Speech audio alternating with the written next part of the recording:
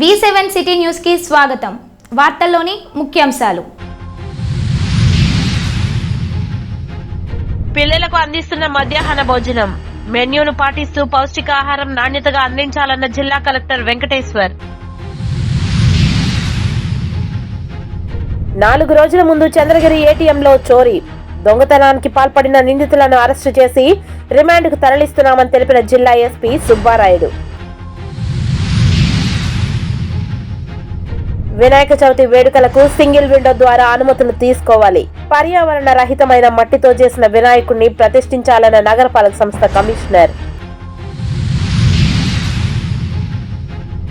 రోజురోజుకి పెరిగిపోతున్న నిత్యావసర వస్తువుల ధరలు. సూళ్లూరుపేట ఆర్డీఓ కార్యాలయం వద్ద నిరసన చేసిన సిపిఐ నాయకులు.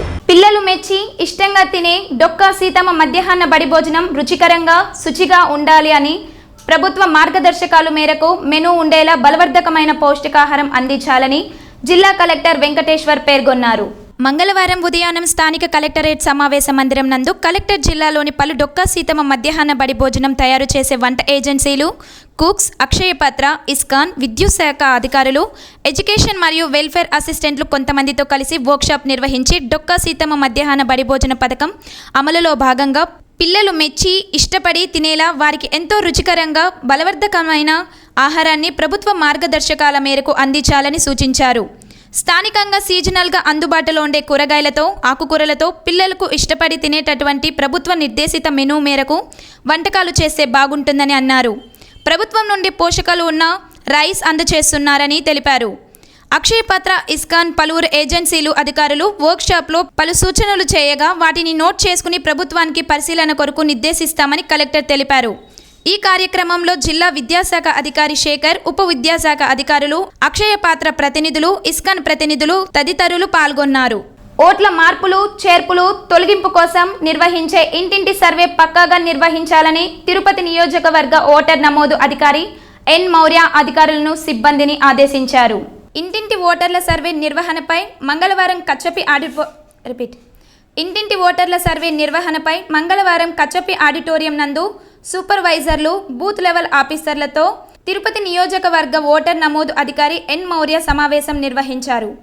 ఈ సందర్భంగా ఆమె మాట్లాడుతూ పారదర్శకమైన ఓటర్ జాబితా కోసం ఇంటింటి సర్వే నిర్వహిస్తున్నామని అన్నారు. ఓటర్ల జాబితాలో ఎటువంటి పొరపాట్లకు తావు లేకుండా ప్రతి సంవత్సరం ఈ సమ్మరీ రివిజన్ నిర్వహిస్తామని అన్నారు. ఓటర్ల ఇంటింటికి సర్వేకు 18 రోజులు సమయం ఉందన్నారు. మీరందరూ సమన్వయం చేసుకుని ప్రతి ఇంటికి వెళ్ళి ఎవరైనా మరణించారా, ఇల్లు మారారా, అడ్రస్లో మార్పులు ఏమైనా ఉన్నాయా అని వివరాలు సేకరించాలని అన్నారు. కొత్త ఓటు నమోదు చేసుకునే వారికి 18 సంవత్సరాలు నిండి ఉండాలని, కొత్త ఓటర్ నమోదుకు సంబంధించిన అన్ని ధృవపత్రాలు పరిశీలించాలని అన్నారు. డూప్లికేట్, షిఫ్టింగ్, మరణించిన ఓటర్లతో చాలా జాగ్రత్త వ్యవహరించాలని, అన్ని ధృవపత్రాలు క్షుణ్ణంగా పరిశీలించాలని అన్నారు. ఈ సర్వేని చాలా జాగ్రత్తగా చేయాలని, ఏవైనా సమస్యలు ఉత్పన్నమైతే ఉన్నతాధికారుల దృష్టికి తేవాలని అన్నారు. ఈ సమ్మరీ రివిజన్స్లో ఏదైనా తప్పులు చేస్తే కఠిన చర్యలు తప్పవని హెచ్చరించారు. ఈ సమావేశంలో అదనపు commissioner Charan Tej Reddy, deputy commissioner Amaraiah, urban tahsildar Bhagyalakshmi తదితరులు పాల్గొన్నారు. బికాజ్ ఓన్లీ ఒక 15 days టైం ఉంది. ఆ 15 daysలో మనము వేరే వాళ్ళు మార్చి వాళ్ళని పెట్టి ఇవన్నీ it will take time. So summary revision వరకు you people will continue, don't come with exemption, will not give. And ఈ హౌస్ టు హౌస్ అనేది మీరు కొంచెం సీరియస్గా తీసుకొని హౌస్ టు హౌస్ చేయాలి. ఎలక్షన్స్ ఏదైనా మిస్టేక్ అవుతే alone, whoever is alone will be responsible, be it BLO, be it ARO, be it ERO. Tirupati నగరంలో గణేష మండప నిర్వాహకులకు అన్ని అనుమతులు ఏకగవాక్షము సింగిల్ విండో విధానం ద్వారా లభిస్తాయని తిరుపతి నగరపాలక సంస్థ కమిషనర్ ఎన్ మౌర్య అన్నారు. మంగళవారం ఉదయం ఇందిరా మైదానంలోని ఉత్సవ కమిటీ కార్యాలయంలో గణేష్ మండప నిర్వాహకులకు మరియు సామూహిక నిమజ్జన మహోత్సవానికి చేయవలసిన ఏర్పాట్ల కొరకు ఇవ్వవలసిన పోలీస్, మున్సిపల్, విద్యుత్, ఫైర్ శాఖలకు సంబంధించిన దరఖాస్తులను కమిషనర్ అందజేశారు. ఈ సందర్భంగా కమిషనర్ నారపరెడ్డి మౌర్య మీడియాతో మాట్లాడుతూ నగరంలో వినాయక చవితి పండుగను వేడుకగా ప్రశాంతంగా నిర్వహించుకుందామని అన్నారు. ఇందుకు నగరపాలక సంస్థ పూర్తిగా సహకరిస్తుందని, మండప నిర్వాహకులు అందరూ పర్యావరణ రహితమైన మట్టితో చేసిన వినాయకుడిని ప్రతిష్ఠించాలని సూచించారు. పోలీస్, మున్సిపల్, విద్యుత్, ఫైర్ శాఖలకు సంబంధించిన దరఖాస్తులను ఒకే చోట కూర్చుని అనుమతులు ఇచ్చే విధంగా సింగిల్ విండో విధానం ద్వారా దరఖాస్తులు పొందవచ్చునని, క్రమశిక్షణతో పండుగను చేసుకోవాలని, ఇందుకోసం ఉత్సవ కమిటీ చేస్తున్న కృషిని అభినందించారు. కమిటీ నాయకులు మీడియాతో మాట్లాడుతూ నగరంలో పండుగను భక్తిపూరితంగా నిర్వహించుకుందామని, సినిమా పాటలు, రికార్డు డాన్సులు, మత్తు పదార్థాలు లేకుండా ప్రశాంతంగా నిర్వహించేందుకు అందరూ సహకరించాలని కోరారు. ఈ కార్యక్రమంలో డిప్యూటీ కమిషనర్ అమరయ్య, విద్యుత్ శాఖ DE Vasu Reddy, east CI Maheshwar Reddy, ఉత్సవ కమిటీ ప్రతినిధులు మాగంటి గోపాల్ రెడ్డి, గుండాల గోపీనాథ్, ఆకుల సతీష్ తదితరులు పాల్గొన్నారు. ముఖ్యంగా మనం వినాయక చవితి సెలబ్రేషన్స్ లో భాగంగా, నిమజ్జనంలో భాగంగా ఈ సింగిల్ విండో క్లియరెన్స్ ఇంపార్టెన్స్ ఎందుకంటే మనకి ఎక్కడెక్కడ మండపాలు పెడుతున్నారు, ఏ రూల్స్ నుంచి మనకి నిమజ్జనంలో వస్తున్నాయి, పోలీస్ వాళ్ళు కూడా ట్రాఫిక్ని రూట్ చేసుకోవడం కోసం, ఈ మార్క్స్ ఏవైతే ఉన్నాయో దాన్ని డిసైడ్ చేయడం కోసం, మన నిమజ్జనంలో ఆ రోజు చేసుకోవాల్సిన ఏర్పాట్లు కూడా మనం ఎన్ని అయితే మనము ఈ కండిషన్స్ దాన్ని బట్టి చేసుకోవడం కూడా జరుగుతుంది. కాబట్టి ప్రతి ఒక్కరికి విజ్ఞప్తి ఏంటంటే, మీరు ఎక్కడైతే పెడుతున్నారో ఇక్కడ ఏమి అంత కాంప్లికేటెడ్ ప్రాసెస్ కాదు. మనం గవర్నమెంట్ ఇచ్చిన online single window clearance and also ఆఫ్లైన్లో కూడా ఒకవేళ ఇన్ కేసు మనకి అది సులువుగా లేకపోతే ఆఫ్లైన్ కూడా తీసుకోవడం జరుగుతుంది. కాబట్టి ఈ అప్లికేషన్ ఫిల్ చేసి ఇస్తూనే Vinayaka committee members and also departments, other departments, municipal administration నుంచి, ఎస్పీడీసీలు, పోలీస్ వాళ్ళ నుంచి ఇక్కడ కోఆర్డినేటెడ్గా ఉండి ఇమీడియట్గా ఈ క్లియరెన్స్ అనేది ఇవ్వడం జరుగుతుంది. కాబట్టి ప్రతి ఒక్కరు వచ్చి అప్లై చేసుకోవాల్సిందిగా విజ్ఞప్తి చేస్తున్నాము. అలాగే ఈ సందర్భంగా ఇప్పుడు మనము 5వ తేదీన అయితే పెడుతున్నాము మట్టి గణపతిని తయారు చేసేది. సో స్కూల్స్లో పిల్లల్ని పిలుస్తున్నాము. బట్ ప్రతి ఒక్కరికి మన కార్పొరేషన్ పరిధిలో, తిరుపతి జిల్లా పరిధిలో ఉన్న ప్రజలందరికీ ఈ మట్టి వినాయకుడే మనం ప్రమోట్ చేయాలి. ఎందుకంటే మన ఎన్వైరన్మెంట్కి సస్టైనబుల్గా ఉంటుంది. అట్లాగే మన ఫ్యూచర్ జనరేషన్స్ కూడా ఇది ఒక. చంద్రగిరిలో ఏటీఎంలో 39,53,000 రూపాయల నగదును చోరీ చేసిన నిందితులను పోలీసులు అరెస్ట్ చేసి వారి వద్ద నుంచి 5,30,000 రూపాయల నగదు, ఓ కారును స్వాధీనం చేసుకున్నారు. తిరుపతి జిల్లా ఎస్పీ కార్యాలయంలో ఏర్పాటు చేసిన విలేకరుల సమావేశంలో నిందితులను మీడియాకు చూపించి అనంతరం జిల్లా ఎస్పీ సుబ్బరాయుడు మాట్లాడారు. తిరుపతిలో ఉన్న అన్ని 52 ఏటీఎంలను కూడా మెయింటైన్ చేస్తుంది. వాటిలో డబ్బులు పెట్టడం, తీయడం జరుగుతుంది. వారి ఆధ్వర్యంలో పనిచేసే ఈ కస్టోడియన్ గత కొంతకాలంగా ఏటీఎం యొక్క కీ అండ్ ఓటీపీ తన ద్వారా వెళ్తుంది. కాబట్టి చాకచక్యంగా కొంత డబ్బు తీయడం జరిగింది. చివరికి ఆడిట్ వచ్చే రోజు ముందు రోజు 39,50,000 రూపాయలు పోయిందని కంప్లైంట్ ఇవ్వడం జరిగింది. అయితే ఇమీడియట్గా మొత్తం విచారించిన తర్వాత అతను చాలా క్రిమినల్ మైండ్తో ఆలోచించి ఏటీఎంను బ్రేక్ చేసినట్లుగా రాడ్తో ముందే తన స్నేహితుడు మనోజ్, ఇంకొక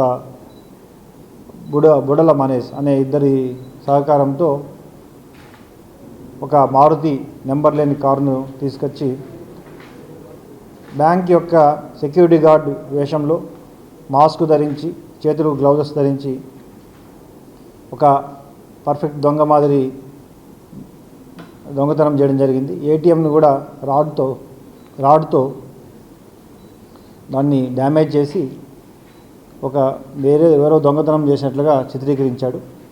సో దీంట్లో అనుమానం వ్యక్తం చేసిన వ్యక్తులందరినీ సీసీ కెమెరాస్ అన్నీ కూడా ఐడెంటిఫై చేసిన తర్వాత, విచారించిన తర్వాత ఇతను గత నెల రోజులుగా ఏటీఎంలో కొంత డబ్బులు తీసుకురావడం జరుగుతుంది. చివరికి ఆడిట్ సమయంలో ఇది ఈ విధంగా చిత్రీకరించాడు. ఇతని నుండి దాదాపు 8 లక్షల రూపాయల వరకు రికవర్ చేయడం జరిగింది. రిమైనింగ్ మనీ ఇతను బెట్టింగ్, తర్వాత ఇతర స్నేహితులు దగ్గర ఉంచినట్లుగా తెలిసింది. ఇది కూడా రికవర్ చేయడం జరుగుతుంది. ఇక్కడ బ్యాంక్ వారి యొక్క నిర్లక్ష్యము, తర్వాత ఎవరైతే secured maintenance surveillance company limited వీరు కూడా పూర్తిగా ఏ రోజు ఎంత మనీ ఉంచుతున్నాం, ఎంత డబ్బులు డ్రా చేయడం జరిగింది, ఎంత నిల్వ ఉంది అనేది కరెక్ట్గా చూసుకోవాలి. వీరి యొక్క అజాగ్రత్త, నెగ్లిజెన్స్ వలన ఇలాంటి అఫెన్సెస్ జరుగుతున్నాయి. స్థానిక తాతయ్య గుంటకట్ట ప్రాంతంలోని సుబ్రహ్మణ్యం వెంకటేశ్వర సంఘాల లీడర్ ఇంద్రాణి సంఘం డబ్బులను తన కుమారుడి అమెరికా చదువుకు ఖర్చు చేసి ఆమెపై ఉన్న ఆస్తుల్ని ఇంద్రాణి యొక్క అక్క కూతురిపై రాసి నేడు ఐపీ పెట్టి బాకరాపేటకు పారిపోయిందని సుబ్రహ్మణ్యం సంఘం సభ్యులు ఆరోపణలు చేశారు. తిరుపతి ప్రెస్ క్లబ్లో మంగళవారం మీడియా సమావేశంలో వీరు మాట్లాడారు. ఈ అబ్బాయికి ఆమె కారు కొనిచ్చేదానికి మొత్తం మా డబ్బులంతా డ్రా చేసుకొని ఆ అబ్బాయికి పంపించేసింది ఫారెన్కి. మాకు డబ్బులు అడుగుతా అంటే అసలు ఇవ్వట్లేదు. ఈరోజు ఇస్తా రేపు ఇస్తానంటా ఉంది. మేము 18 ఇయర్స్గా ఉన్నాం కాబట్టి నమ్మి మేము ఒప్పుకున్నాము.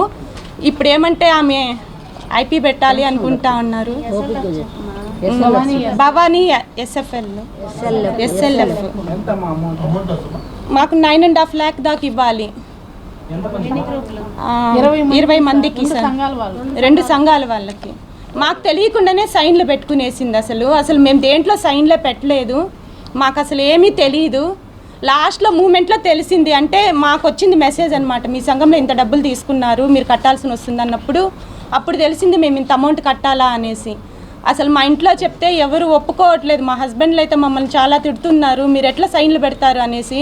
అసలు మేము దేంట్లోనూ సైన్లు పెట్టలేదు. ఎలాగైనా మమ్మల్ని సేవ్ చేయండి. ఎవరికి లేదు సార్. నిన్న ఈవినింగే ఆమె ఐపీ పెట్టేదానికి ప్రయత్నించినారనేసి వచ్చింది మాకు, మా దృష్టికి తెలిసింది. ఇంకా మేము మీడియా సమావేశంలోకి వచ్చినామన్నమాట. మాకెట్టైనా మీరే హెల్ప్ చేయాలి. మాకైతే సుబ్రహ్మణ్యం సంఘం సార్, వెంకటేశ్వర సంఘము, సుబ్రహ్మణ్యం సంఘము. మా ఆర్పి వచ్చి ఉషా మేడం. ఎవరు మేడం? ఇందిరా గ్రూప్ లీడర్గా ఉన్నింది సార్ అప్పుడు.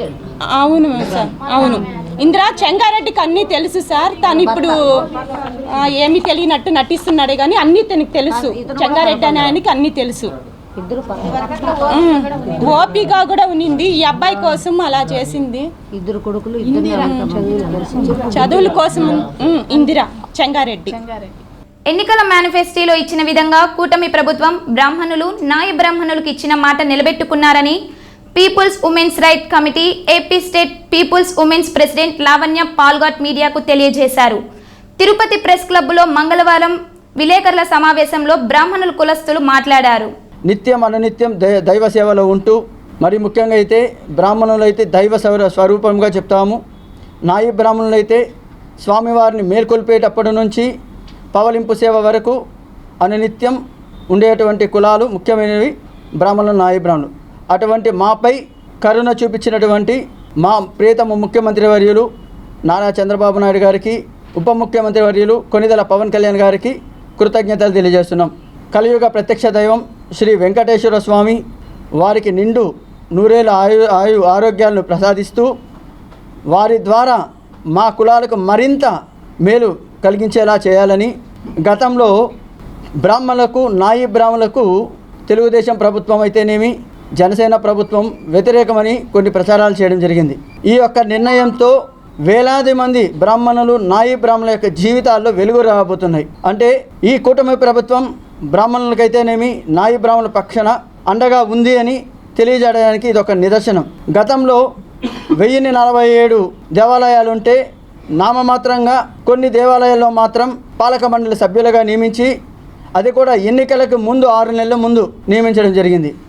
కానీ కూటమి ప్రభుత్వం ఏర్పడిన వెంటనే ప్రతి దేవాలయాల్లో నాయి బ్రాహ్మణులకు అందరికీ కూడా అవకాశం కల్పిస్తాము, చట్టసభల్లో అవకాశం కల్పిస్తామని, బ్రాహ్మణులు, నాయి బ్రాహ్మణుల యొక్క అభివృద్ధికి కట్టుబడి ఉంటామని తెలియజేయడం జరిగింది. దీనికి గాను కూటమి ప్రభుత్వానికి శిరస్సు వంచి నమస్కారాలు తెలియజేస్తున్నాను.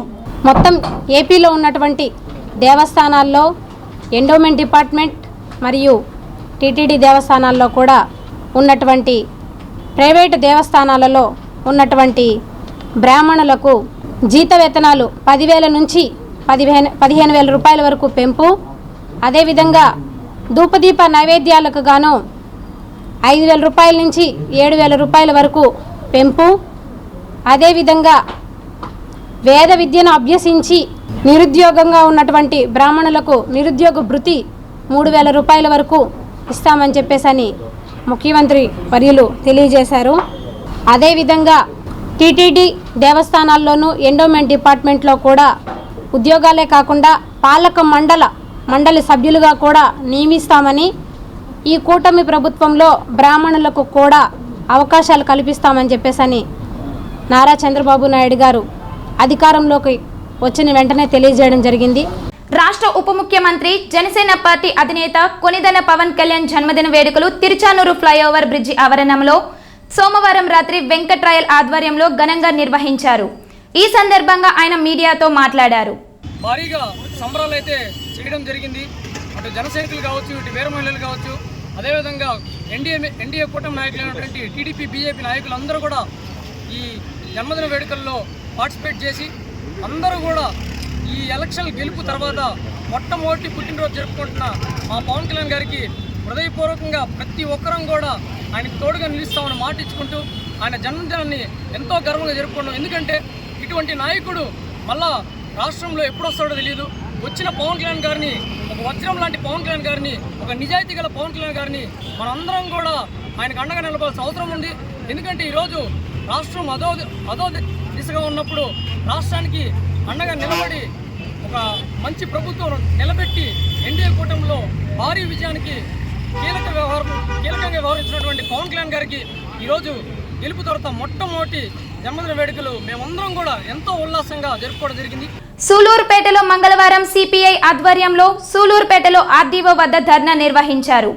ఈ కార్యక్రమానికి ముఖ్య అతిథులుగా తిరుపతి జిల్లా సిపిఐ జిల్లా కార్యదర్శి మురళి పాల్గొన్నారు. కార్యకర్తలతో ర్యాలీగా బయలుదేరి ఆర్డీఓ కార్యాలయం ముందు బైఠాయించారు. రోజురోజుకు పెరుగుతున్న నిత్యావసర వస్తువుల ధరలపై ఏవో రవికుమార్ కు వినతి పత్రాన్ని అందజేశారు. ఈ సందర్భంగా సిపిఐ జిల్లా కార్యదర్శి మురళి మీడియాతో మాట్లాడుతూ రోజురోజుకు నిత్యావసర వస్తువుల ధరలు చుక్కలు నంటుతున్నాయని తెలిపారు. బియ్యం, పప్పులు, చింతపండు వంటి నిత్యావసర వస్తువులతో పాటు కూరగాయల ధరలు కూడా ఆకాశాన్ని తాకుతున్నాయని తెలిపారు. పేద, సామాన్య, మధ్యతరగతి ప్రజలు ఏం కొనేటట్టు లేదు, ఏం తినేటట్టు లేదు. దీనికి తోడు పెట్రోల్, డీజిల్, వంట గ్యాస్ ధరలను కేంద్రంలోని మోదీ ప్రభుత్వం ఉబ్బడిగా పెంచిందని తెలిపారు. పేదల ఆదాయం పెరగకుండా ధరలు విపరీతంగా పెరగడంతో ప్రజా జీవనం అస్తవ్యస్తంగా మారుతుందని తెలిపారు. అధిక ధరల తగ్గింపు హామీలు కేవలం ఎన్నికల ప్రచారానికే పరిమితమయ్యాయని తెలిపారు. ప్రజా పంపిణీ వ్యవస్థ ద్వారా 14 రకాల నిత్యావసర వస్తువులను ఇవ్వాల్సిన ప్రభుత్వాలు కేవలం నాసిరకం బియ్యం పంపిణీతో సరిపెట్టుకుంటున్నాయని తెలిపారు. కేంద్రంలో అధికారంలో ఉన్న సర్కార్ కేవలం కార్పొరేట్ గుత్తేదారులకు, పెట్టుబడిదారులకు అడుగులకు మడుగులెత్తుతూ పాలన సాగిస్తుందే తప్ప ప్రజా జీవన ప్రమాణాలు మెరుగుదలకు ఏమాత్రం ప్రయత్నించడం లేదని తెలిపారు. ఒకవైపు కొత్త రేషన్ కార్డులు మంజూరుకు జనాభా లెక్కలతో ముడిపెడుతూ మరోపక్క కార్డుదారులు మరోసారి ఆధారాలు చూపించి రేషన్ కార్డులు పునరుద్ధరించుకోవాలనే నిబంధనలు పెడుతూ రేషన్ కార్డులు కుదించే యోచనలో ప్రభుత్వాలున్నాయే తప్ప దరఖాస్తు చేసుకున్న అర్హులైన అందరికీ రేషన్ కార్డులు మంజూరు చేయాలనే సుప్రీంకోర్టు ఆదేశాలను బేఖాతరు చేస్తున్నాయి. పేదరిక నిర్మూలనతో పాటు ప్రజలకు పౌష్టిక ఆహారం అందించే బాధ్యత నుండి ప్రభుత్వాలు తప్పుకునేందుకు చూస్తున్నాయని అన్నారు. ఏ వస్తువు ఎత్తుకున్నా 200 రూపాయలు పైబడి ఈవేళ కిలో ధరలు పలుకుతా ఉన్నాయి. ఈవేళ కేంద్ర ప్రభుత్వం, బీజేపీ, నరేంద్ర మోడీ, అమిత్ షా ఇద్దరు కూడా ధరలన్నీ కూడా అదుపులో తెస్తూ ఉన్నాం. ఈ దేశంలో ప్రజలు 140-152 కోట్ల మంది ప్రశాంతంగా ఉండాలంటే బీజేపీ అధికారం రావాలని చెప్పేసి ఈవేళ 3వసారి మళ్ళీ అధికారం రావడం జరిగింది.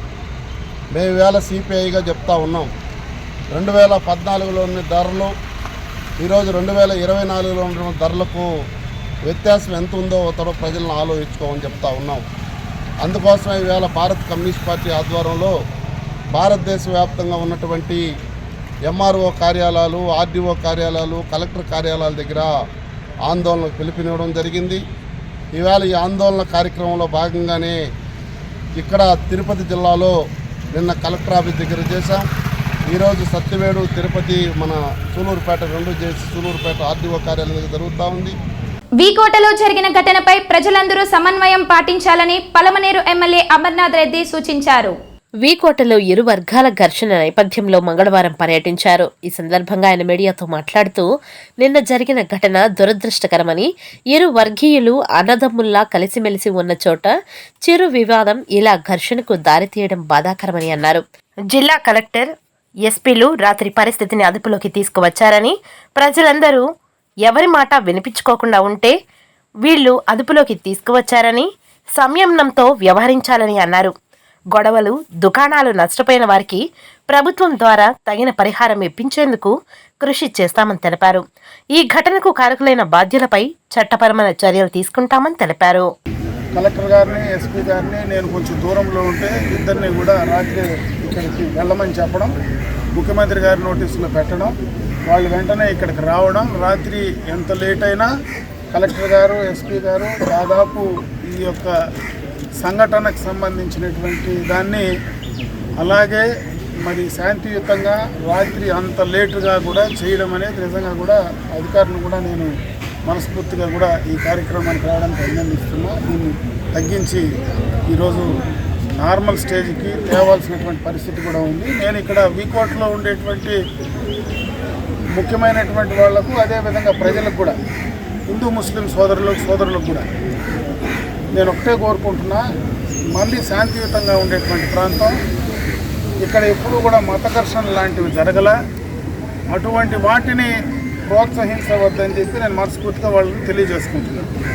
ఈ సంఘటన ద్వారా నష్టపోయినటువంటి వాళ్లకు గత ప్రభుత్వం చేసిన పొరపాట్లను ముఖ్యమంత్రికి ఫిర్యాదు చేయడం జరిగిందని శ్రీకాళహస్తి నియోజకవర్గంలో గత ప్రభుత్వంలో ఉన్న జిల్లా కలెక్టర్ పాటు ఎంఆర్ఓలు, అధికారులు అందరూ భూకబ్జాలకు అండగా ఉన్నారు. ప్రజలకు మంచి చేయాలని ఉద్దేశంతో ప్రస్తుత ముఖ్యమంత్రి చంద్రబాబు నాయుడును కలిసి ఫిర్యాదు ఇచ్చామని రాష్ట్ర బీజేపీ అధికార ప్రతినిధి కోలా ఆనంద్ కుమార్ అన్నారు. మంగళవారం ఆయన పట్టణంలోని భారతీయ జనతా పార్టీ కార్యాలయంలో మీడియా సమావేశం నిర్వహించారు. ఈ సందర్భంగా ఆయన మాట్లాడుతూ, ప్రభుత్వం మేము ప్రజలకు మంచి చేయాలని ఆలోచనతో ఉన్నామని అన్నారు. ప్రస్తుతం శ్రీకాళహస్తి శాసనసభ్యులు బొజ్జల సుధీర్ రెడ్డితో తాము సఖ్యతగానే ఉన్నామని, ఈ కూటమి తరపున ఎమ్మెల్యే కాబట్టి అన్నీ కలిసి నిర్ణయాలు తీసుకుంటామని, ఎమ్మెల్యేను కాదని ఎక్కడ ఎవరిని ఉద్దేశపూర్వకంగా రాజకీయంగా కలవలేదని అన్నారు. కొంతమంది సోషల్ మీడియాలో స్థానిక శాసనసభ్యులను పక్కన పెట్టి తాను ముఖ్యమంత్రిని కలిశానని వార్తలు రావడంతో తనకు బాధ కలిగిందని అన్నారు. గత ప్రభుత్వంలో జరిగిన పనులు పునరావృతం కాకుండా తమ ప్రభుత్వం సక్రమైన మార్గంలో నడుస్తుందని అన్నారు. ఈ కూటమి ప్రభుత్వాన్ని ప్రజలు కోరుకున్నారు. ఎన్డీఏ ప్రభుత్వం ఇది. ఈ ఎన్డీఏ ప్రభుత్వం ఇలాంటి అవకాశాలు లేకుండా ఖచ్చితంగా ఎమ్మెల్యే గారి ద్వారా కూడా నేను మీకు తెలియజేస్తున్నాను. అలాంటి సందేహాలు మీకు వద్దని చెప్పి కూడా నేను తెలియజేస్తూ, ఖచ్చితంగా 2-3 రోజుల్లోనే మనం కూర్చొని ఎమ్మెల్యే గారితో కూర్చొని 1-to-1 మాట్లాడుకుందాం. దీంట్లో ఎలాంటి సందేహం లేదని చెప్పి, మీరు ఏదైనా ఉంటే సందేహాలు ఉంటే చెప్తే నేను కూడా మీకు దానికి సమాధానం ఇవ్వగలను. పొరపాట్లు ఉన్నాయా, ఇంకోటి ఉన్నాయి, ఎక్కడ జరుగుతుంది. నేనైతే మొన్న ఒక 4-5 రోజుల క్రితం ముఖ్యమంత్రి గారిని సచివాలయంలో కలవడం జరిగింది. కొన్ని కాళహస్తి నియోజకవర్గంలో జరిగినట్టు భూదోపిడి మనందరికీ తెలుసు. మీరు చెప్పండి దయచేసి, మీరు అందరూ కూడా ఎన్ని వందల ఎకరాలు జరిగినాయి, ఎన్ని వేల ఎకరాలు జరిగినాయి.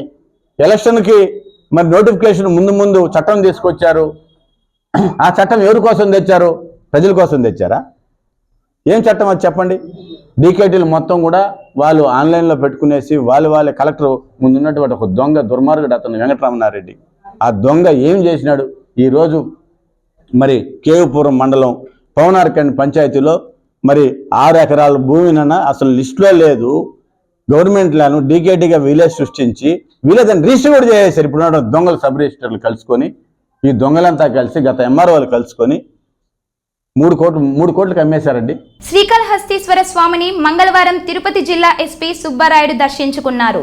శ్రీకాళహస్తీశ్వర స్వామి ఆలయంలో దక్షిణ గోపురం వద్ద ఎస్పీ సుబ్బారాయుడికి ఆలయ అధికారులు, అర్చకులు పూర్ణ కుంభంతో స్వాగతం పలికి స్వామి అమ్మవార్ల దర్శన ఏర్పాట్లు నిర్వహించగా, స్వామి అమ్మవారి దీపారాధన సేవలో పాల్గొని స్వామి అమ్మవార్లను దర్శించుకున్నారు. అనంతరం మృత్యుంజయ స్వామి ఆలయ ప్రాంగణం వద్ద వేద మంత్రాచారాలతో వేద పండితుల ఆశీర్వాదం ఇవ్వగా స్వామి అమ్మవారి తీర్థ ప్రసాదాలు ఆలయ అధికారులు అందజేశారు.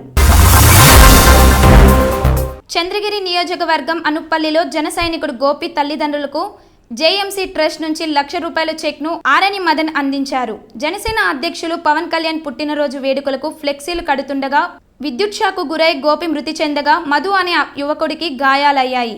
విషయం తెలుసుకున్న తిరుపతి ఎమ్మెల్యే ఆరణి శ్రీనివాసులు రుయా ఆసుపత్రిలో బాధితులను పరామర్శించి గోపి కుటుంబానికి వ్యక్తిగతంగా ₹1,00,000 ఆర్థిక సాయం ప్రకటించారు.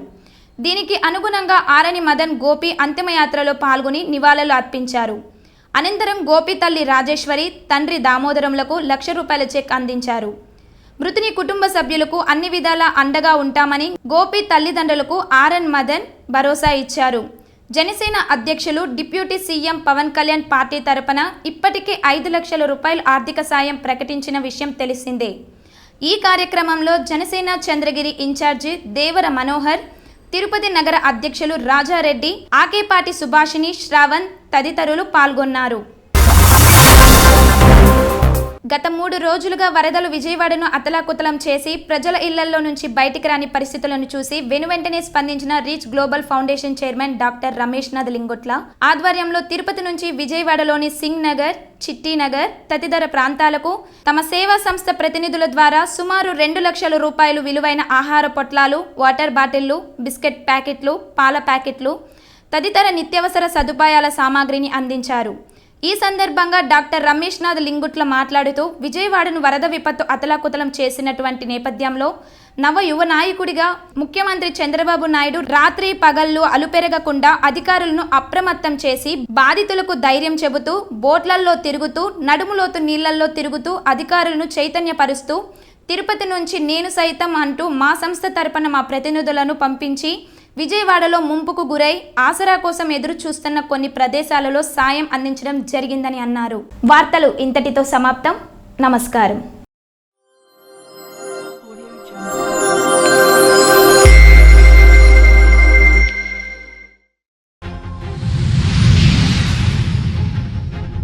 పిల్లలకు అందిస్తున్న మధ్యాహ్న భోజనం మెన్యూను పాటిస్తూ పౌష్టికాహారం నాణ్యతగా అందించాలన్న జిల్లా కలెక్టర్ వెంకటేశ్వర్. 4 రోజుల ముందు చంద్రగిరి ఏటీఎంలో చోరీ, దొంగతనానికి పాల్పడిన నిందితులను అరెస్టు చేసి రిమాండ్కు తరలిస్తున్నామని తెలిపిన జిల్లా ఎస్పీ సుబ్బారాయుడు. వినాయక చవితి వేడుకలకు సింగిల్ విండో ద్వారా అనుమతులు తీసుకోవాలి. పర్యావరణ రహితమైన మట్టితో చేసిన వినాయకుడిని ప్రతిష్ఠించాలన్న నగరపాలక సంస్థ కమిషనర్. రోజురోజుకి పెరిగిపోతున్న నిత్యావసర వస్తువుల ధరలు. సూళ్లూరుపేట ఆర్డీఓ కార్యాలయం వద్ద నిరసన చేసిన సిపిఐ నాయకులు.